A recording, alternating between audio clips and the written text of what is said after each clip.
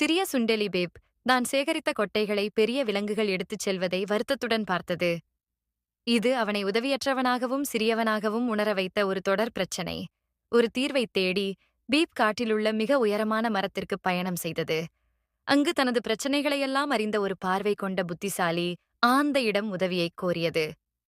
ஆந்தையின் ஆலோசனையை ஏற்று பிப் தனது தனித்துவமான பலமான தனது சிறிய உருவத்தை பயன்படுத்தி கொட்டைகளை ஒரு பாறையின் சிறிய பிளவில் மறைத்தது.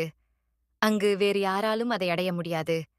பிப் தொடர்ந்து மரக்கட்டைகளின் சிறிய துளைகளிலும் அடர்ந்த இலைகளின் கீழும் தனது கொட்டைகளை புத்திசாலித்தனமாக மறைத்தது.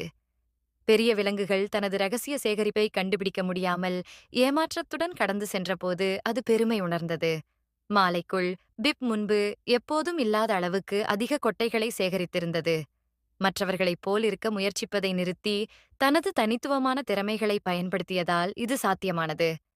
கதையின் நீதி பிப் கதையின் நீதி என்னவென்றால், வெற்றி பெற நீங்கள் பெரிதாகவோ அல்லது வலிமையாகவோ இருக்கத் தேவையில்லை.